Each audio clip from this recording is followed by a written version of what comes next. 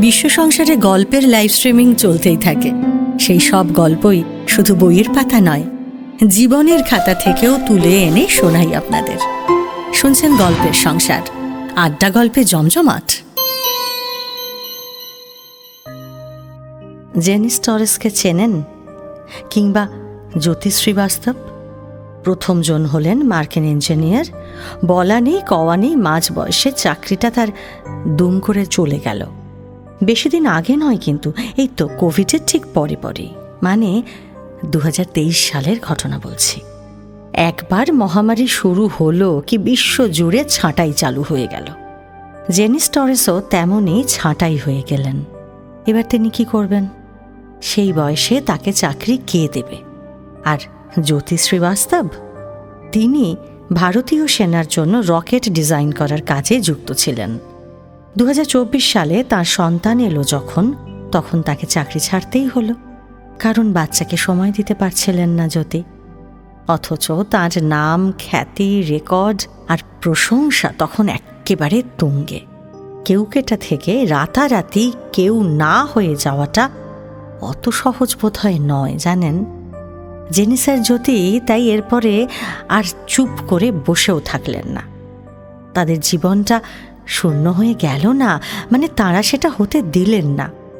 তাঁরা কি শুরু করলেন জানেন? Food blogging.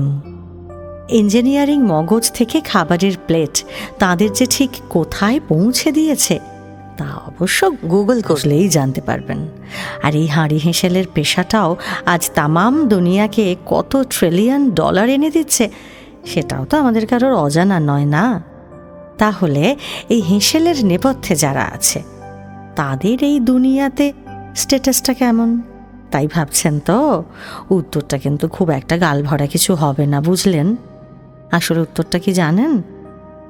Big zero. মানে রান্নাঘরটা আজ যখন সারা বিশ্বের কাছে সব থেকে লাভজনক জায়গা, তখন সেই রান্না করার রাঁধুনিদেরই বাজার ঢনঢন। সপ্তদশ আর অষ্টদশ শতকের দিকে তাকালে অবশ্য ব্যাপারটা তেমনই মনে হবে। সে যুগে খানাপিনার কর্পোরেট চেহারার তো জন্মই হয়নি তখনও। 200-250 বছর আগেকার সেই যুগে বরং রাঁধুনি ক্লাসের সম্মানটা ছিল সব থেকে বেশি। হ্যাঁ, আজকের food blogger, cookery show, trend সেটার, ফুড এক্সপার্টদের চেয়েও অনেক বেশি। জানেন সে গল্প? চলুন তবে আজ শোনাই আপনাকে সেই গল্পই। আমি শাওলি, আর আপনি শুনছেন প্যাস্টেল এন্টারটেনমেন্ট প্রেজেন্টস ইতিহাসের খোঁজে। পুরনো কলকাতায় বিয়ের পাত্রী দেখতে এলে বয়স্করা একটা পরামর্শ খুব দিতেন, জানেন তো। পাত্রের বাড়ি থেকে কোনো বয়স্ক অভিজ্ঞ মানুষ যদি মেয়ে দেখতে আসেন, তাহলে সেই হবু পাত্রী নিজের হাতে এমন সুখাদ্য রাঁধবে যেন খাবার থালা ছেড়ে পাত্রপক্ষ আর উঠতে না পারেন। পেট জয় তো মন জয়। খাওয়ার পরে আঙুল চাটার ওপরেই নির্ভর করছে বিয়েটা হবে নাকি হবে না। সে হিসেব কতটা মিলতো তার কোনো স্ট্যাটিস্টিক্স নেই ঠিকই, তবে কথাটা কিন্তু ফালতু নয়, জানেন। পেটের জন্য মানুষ যা কিছু করতে পারে, আর তার প্রমাণ হলো কোভিড মহামারীর দুটো বছর। দুনিয়ার বেশিরভাগ ব্যবসা লাটে উঠলেও খাবার ব্যবসা কিন্তু ফুলে ফেঁপে উঠেছে। তবে ওই যে হেঁসেল এখন কর্পোরেট বাজারে বদলে গেছে বলেই হেঁসেলের নেপথ্যের মানুষগুলোকে আর আলাদা করে চেনার উপায় নেই। এখন একজন ফুড ব্লগার কিংবা 5 স্টার শেফের পক্ষে ব্লগার লেন বা শেফ লেন নামে আলাদা করে কোনো স্বীকৃতির কথা ভাবাটাই অসম্ভব। যথেষ্ট টাকা আসছে তাদের পকেটে ঠিকই, কিন্তু তা বলে শুধুমাত্র হাতাখুন্তির জগৎ থেকে একেবারে চলার পথে নিজের নাম খোদাই করে রাখাটা বোধহয় কল্পনারও বাইরে। আর সাধারণ মানুষকে জিজ্ঞাসা করুন, তারা হয়তো হেসেই উড়িয়ে দেবেন। এবার প্রশ্ন হলো, তাহলে শিয়ালদহের ছকু খান সামালেন, অথবা মেডিকেল কলেজের কাছে নিমু খান সামালেন, কিংবা ধরুন রাজা রামমোহন সরণির পাশে পাঁচু খান সামালেন, এগুলো এলো কি করে? খানসামা মানে জানেন তো কি? হেঁসেলের দায়িত্বে যে থাকে মানে হলো হেড রাঁধুনি।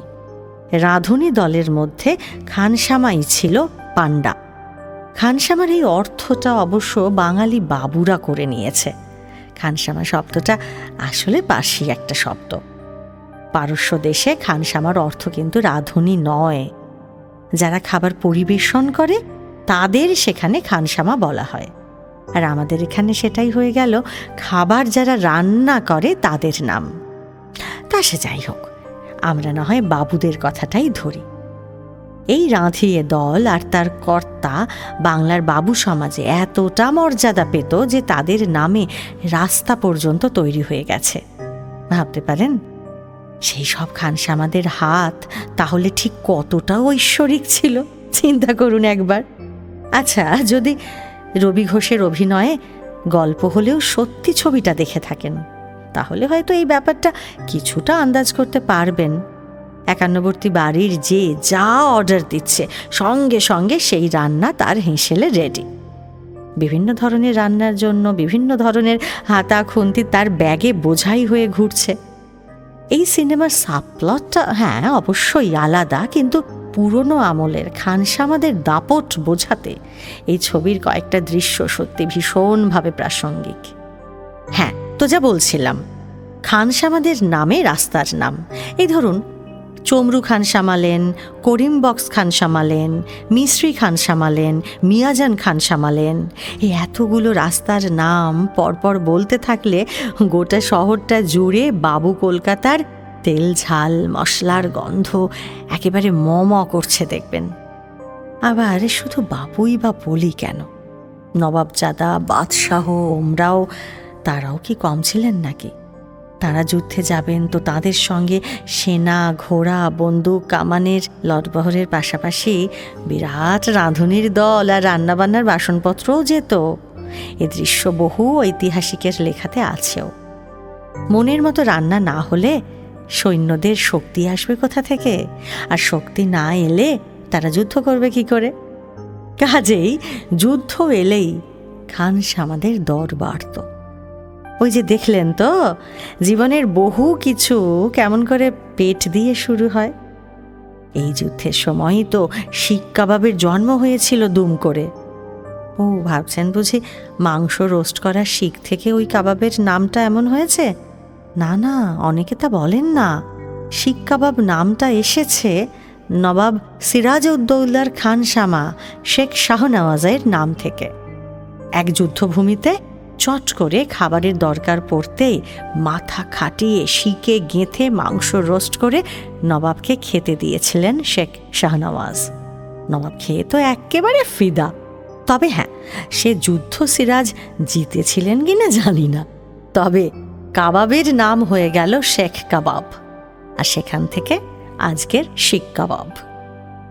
নবাবদের খানসামারা চটজলদি রান্না আর আজকের ভাষায় যাকে বলে ফিউশন, তাতে একেবারে মাস্টার হতেন। মানে সেটাই ছিল তাদের চাকরির মূল শর্ত। এই ফিউশন করতে গিয়েই শোনা যায় একদিন বিরিয়ানিরও জন্ম হয়েছিল। আসলে কি বলুন তো, পুরনো কলকাতা তথা পুরনো দেশে এই হেঁসেল নামের ব্যাপারটা তখন শুধু নেশা আর ক্লাস দেখানোর মাধ্যম ছিল। এটা যে আজকের মতো একটা বিরাট বাণিজ্য হয়ে উঠবে সেটা ছিল ধারণারও বাইরে। পেশার সঙ্গে ভালোবাসা আর শিকড় ব্যাপারটার যোগ কোনোদিনই খুব একটা নেই।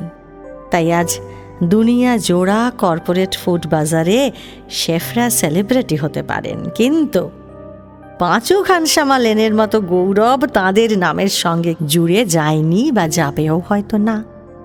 তাদের নামে অন্তত কোনো রাস্তার নাম দেওয়া হয় না আজকাল আর। ওটা যে নেশার ভুবন আসলে না, সে পৃথিবীটা আজ সম্পূর্ণভাবে মরে গেছে, ইতিহাসের গর্ভে চাপা পড়ে গেছে। আজ এই পর্যন্তই।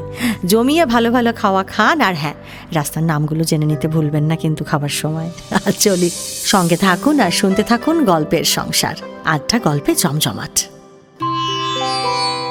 আমাদের এই চ্যানেলটি শেয়ার ও সাবস্ক্রাইব করুন। বেল আইকন প্রেস করতে ভুলবেন না কিন্তু।